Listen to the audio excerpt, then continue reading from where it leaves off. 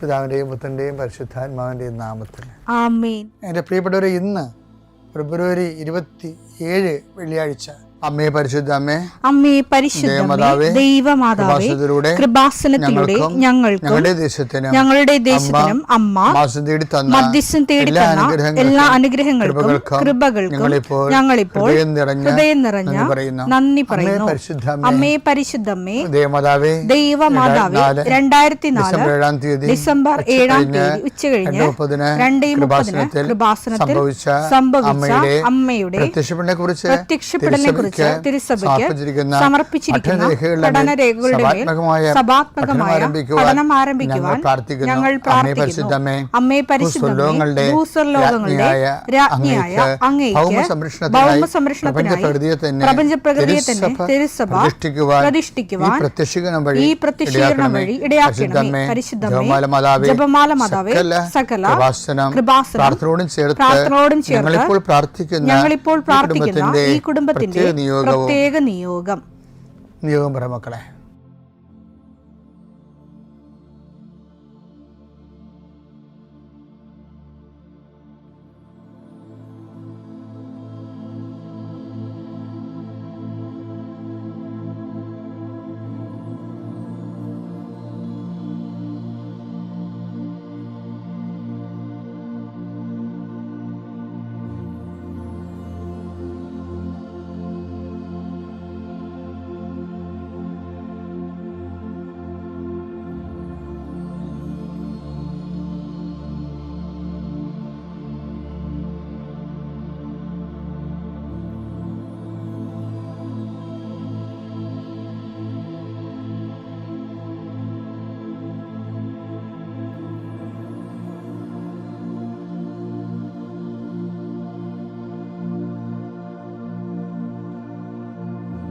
അമ്മയുടെ പ്രത്യക്ഷീകരണത്തിന്റെ ഈ അനുഗ്രഹവേളയിൽ ഞങ്ങൾക്ക് സാധിച്ചു തരുവാൻ കനിയണമേ.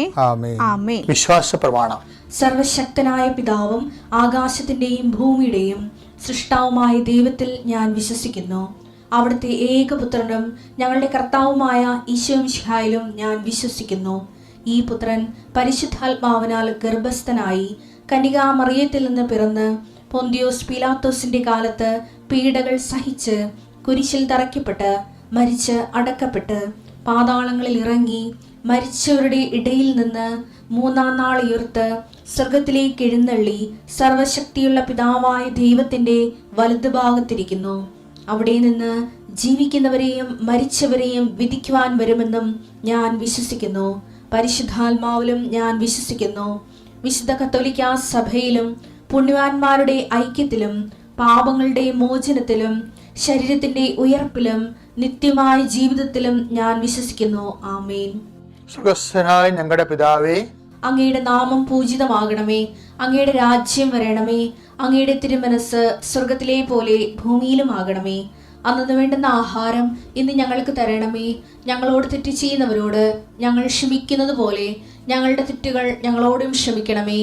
ഞങ്ങളെ പ്രലോഭനത്തിൽ ഉൾപ്പെടുത്തരുതേ, തിന്മയിൽ ഞങ്ങൾ രക്ഷിക്കണമേ. ആമേൻ. നന്മ നിറഞ്ഞ മറിയമേ, സ്വസ്തി. കർത്താവ് അങ്ങയുടെ കൂടെ സ്ത്രീകളിൽ അങ്ങ് അനുഗ്രഹിക്കപ്പെട്ടവളാകുന്നു.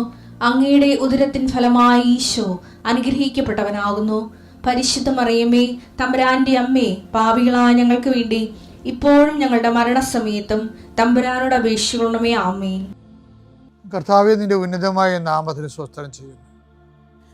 കർത്താവേ, നിന്റെ വിശുദ്ധ പൗരോഹിത്യത്തെ മഹത്വപ്പെടുത്തണമേ.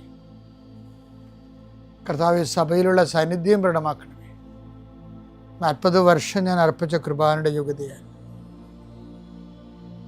കൃപാസ്ഥാനത്താറെ ജീവനോടെ പ്രത്യക്ഷപ്പെട്ട പരിശുദ്ധ അമ്മയുടെ മാധ്യസ്ഥത്തിൽ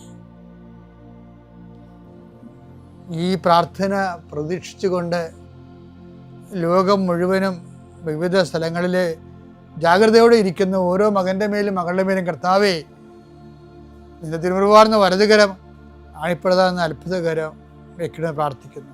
കർത്താവ് യാത്ര ചെയ്യുന്ന മക്കൾ, കർത്താവ് ഇൻ്റർവ്യൂ ഉള്ള മക്കൾ, കർത്താവ് പരീക്ഷ എഴുതുന്ന മക്കൾ, അനേകം മക്കൾ ആശീർവാദം വാങ്ങിച്ച് പോയിട്ടുണ്ട് പരീക്ഷ എഴുതാൻ വേണ്ടി. അവരെല്ലാം കർത്താവെ ആശീർവദിക്കണം. പരീക്ഷാ സമയങ്ങളിൽ കർത്താവെ അങ്ങ് അവിടെ കൂടെ വസിച്ചുകൊണ്ട് അവർക്ക് ചിലർക്ക് പരീക്ഷ എഴുതുന്നതിന് പ്രയാസമുള്ളവരുണ്ട്, ചിലർക്ക് ഓർമ്മ കിട്ടത്തില്ല, ഓർത്തെടുത്ത് കമ്പ്യൂട്ടറിൽ കറുപ്പിക്കാനോ വെളുപ്പിക്കാനോ പറ്റാത്തവരുണ്ട്, തീരുമാനം എടുക്കാൻ താമസം എടുക്കുന്നവരുണ്ട്. അവരെല്ലാവരെയും ഈശോയുടെ നാമത്തിൽ ഞാൻ ആശ്രയിക്കുന്നു. കുടുംബത്തിലെ പ്രത്യേക അവസ്ഥ കൊണ്ടും പിന്നെ ഹോസ്റ്റലിൽ അവിടെയൊക്കെ നിൽക്കുന്നവർ ഭക്ഷണമില്ലായ്മ കൊണ്ടും നല്ല ഭക്ഷണം കിട്ടാത്തത് കൊണ്ടും അവന് ഉറക്കമില്ലാത്തത് കൊണ്ടും വയറൊക്കെ മോശമായിരുന്നതുകൊണ്ടും പല ആൾക്കാർക്കും പലതരം ശാരീരികമായ പല അവശതകളും ഉള്ളതുകൊണ്ടും പല കാര്യങ്ങളെയും ബാധിക്കുകയും വേദനിക്കുകയും നിരാശപ്പെടുകയും സങ്കടപ്പെടുകയും എന്ത് ചെയ്യണമെന്ന് അറിയാൻ പാടില്ലാതെ ഒരാശ്വാസമില്ലാതെ പരക്കം പാകുകയും ചെയ്യുന്ന എല്ലാ മക്കളെയും ഞാൻ കൃപാസനത്താറെ ജീവനോടെ പ്രത്യക്ഷപ്പെട്ട പരിശുദ്ധമ്മയുടെ മാധ്യസ്ഥത്തിൽ നിന്നെ യേശുനാമത്തിൽ ആശ്രയിക്കുന്നു. ദൈവത്തിലെ നീ അനുഗ്രഹിക്കപ്പെട്ടവളാണ്, നീ അനുഗ്രഹിക്കപ്പെട്ടവനാണ്. നിൻ്റെ വഴികളിൽ നീ ഇന്ന് പോകുന്നിടത്തെല്ലാം കർത്താവ് നിന്നെ അനുഗ്രഹിക്കും. നിൻ്റെ വഴികളിൽ നീ ഇന്ന് സംസാരിക്കുന്നിടത്തെല്ലാം കർത്താവ് നിന്നെ അനുഗ്രഹിക്കും.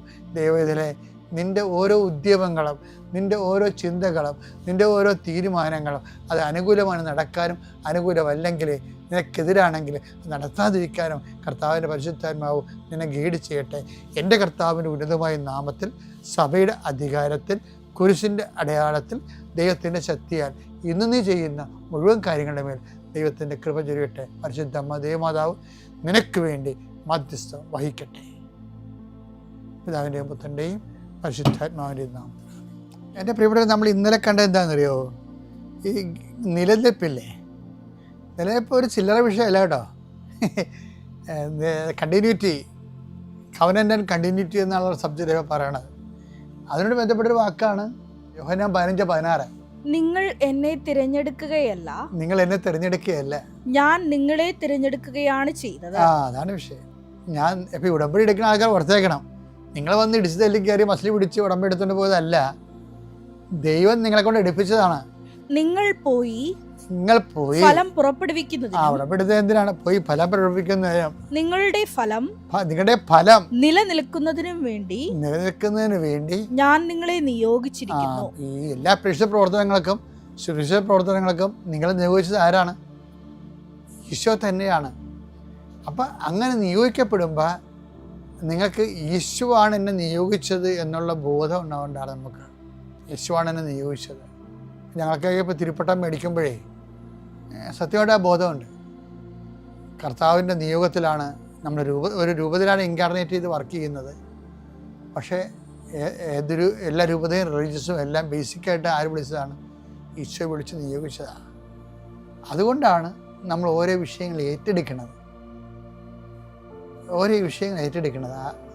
നമ്മുടെ മനസാക്ഷി ഈശോ നമ്മളിൽ വസിച്ചുകൊണ്ട്, നാളെ നമ്മളത് കാണും, ഈശോ വസിച്ചുകൊണ്ട് ഈശോയുടെ പ്രവർത്തി കാണുന്ന ചെയ്യുന്നതിനെക്കുറിച്ച് നമ്മൾ കാണും. അത് നിങ്ങൾ അതിലേക്ക് വരണമെന്ന് എൻ്റെ അച്ഛൻ്റെ അഭിപ്രായം. ഇപ്പോഴെന്താ വിഷയം എന്ന് പറയുന്നത്, നമ്മൾ പറഞ്ഞുകൊണ്ടിരിക്കുന്ന വിഷയം നമ്മൾ ചെയ്യുന്ന എല്ലാ സുവിശേഷ പ്രവർത്തനം, അതുപോലെ തന്നെ രോഗി പരിചരണം, അതുപോലെ തന്നെ ദിവ്യകാരുണ്യ പ്രവർത്തനങ്ങൾ എല്ലാം ദൈവം കൽപ്പിച്ചതുപോലെ ചെയ്യണം. പൗലോസ് 10 ദിവസത്തിനെക്കുറിച്ച് നല്ലവണ്ണം പറയുന്നുണ്ട്. പ്രസംഗിക്കുന്നവൻ കർത്താവിന് അരുളപ്പാട് ലഭിച്ച പോലെ പ്രസംഗിക്കട്ടെ. 1 Petrus 4:11.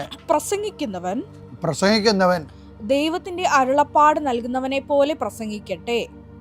ദൈവത്തിന്റെ അരുളപ്പാട് നൽകുന്നവനെ പോലെ പ്രസംഗിക്കട്ടെ. ശുശ്രൂഷിക്കുന്നവൻ ദൈവത്തിൽ നിന്ന് ലഭിച്ച ശക്തി കൊണ്ട്. ഈ പള്ളികളിലൊക്കെ പ്രസംഗത്തിന്റെ പുസ്തകം നോക്കി ചില അച്ഛന്മാർ കഥകൾ പറയത്തില്ലേ? കൃപാസനത്തിന്റെ കേമത്തം പറയുകയല്ല, പക്ഷെ നിങ്ങൾ കേട്ടിട്ടുണ്ട് കൃപാസനത്തിൽ വല്ലപ്പോഴും കഥ പറയുന്നത്. നിങ്ങൾ ഉറങ്ങിയാലും തൂങ്ങിയാലും I will not say any story. എന്താ കാര്യം? ഇതാണ് കാരണം. പ്രസംഗിക്കുന്നവൻ എന്ത് ചെയ്യണം? ദൈവത്തിന്റെ അരുളപ്പാട് നൽകുന്നവനെ പോലെ പ്രസംഗിക്കട്ടെ. ശുശ്രൂഷിക്കുന്നവൻ നിങ്ങൾ ആതുര സേവനത്തിന് പോകത്തില്ലേ? കേട്ടോ, ദൈവത്തിൽ നിന്ന് ലഭിച്ച ശക്തി കൊണ്ട് എന്ന പോലെ ശുശ്രൂഷിക്കട്ടെ. ശുശ്രൂഷിക്കുന്നവന് ശക്തി വേണം. അല്ല ഉടമ്പടി എടുത്തതെന്ന് പറഞ്ഞ് ഓടിക്കെട്ടി നേരെ ആശുപത്രിയിലോട്ട് പോകരുത്. കുറച്ച് കഴിയുമ്പോൾ തളരും, മടുക്കും, മുരണിപ്പ് തോന്നിക്കും. ഞങ്ങളുടെ നാട്ടിലൊക്കെ പറയണം മുരണിപ്പ്. ഓടിക്കത്തില്ല, അതിനാണ് മുരണിപ്പെന്ന് പറഞ്ഞത്. നിങ്ങളുടെ നാട്ടിലൊക്കെ എന്ത് പറയുന്നത് എനിക്ക് അറിയത്തില്ല. ഇങ്ങനെ ബോറടിക്കുന്നു നമുക്ക് വർക്ക്. അപ്പോൾ അതിനെന്താ വെച്ചാൽ അതിനെന്താ ചെയ്യേണ്ടത്?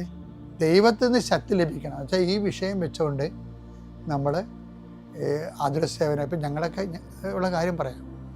നിങ്ങളുടെ മുമ്പിൽ നിൽക്കുമ്പോഴും സുവിശേഷ വേലയ്ക്ക് പോകുമ്പോഴും ഞാൻ സമരത്തിനൊക്കെ പോകും. ചില അവകാശ പോരാട്ടത്തിനൊക്കെ പോകും. അപ്പോഴൊക്കെ എല്ലാം ഒരു 3-4 ജപമാലയൊക്കെ ചൊല്ലിയിട്ടാണ് പോണത്.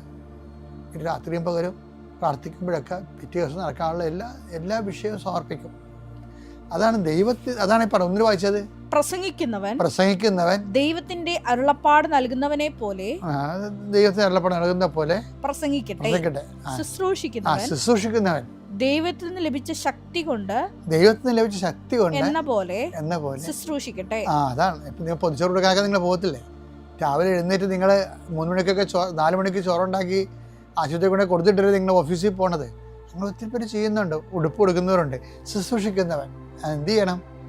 ഒരു ഉത്തരവാദിത്വം, ഉടമ്പടിയുടെ ഉത്തരവാദിത്വം നിർവഹിക്കുക എന്നുള്ള എല്ലാ ഐഡിയ ചെയ്യരുത്. മറിച്ച് എന്താണ്? ദൈവത്തിൽ നിന്ന് ശക്തി ലഭിച്ചവരെ പോലെ ശുശ്രൂഷിക്കണം. അതിനെന്ത് ചെയ്യണം?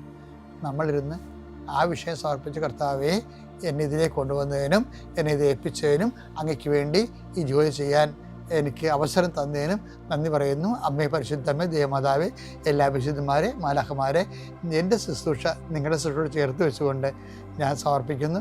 എന്നെ ശുശ്രൂഷ ചെയ്യാൻ എനിക്ക് വേണ്ടി പ്രാർത്ഥിക്കണമേ. കർത്താവേ, എന്നെ ശക്തീകരിക്കണമേ. അങ്ങനെ പ്രാർത്ഥിക്കണേ. അപ്പോൾ ഇടിവിട്ട് അനുഭവമായിരിക്കും.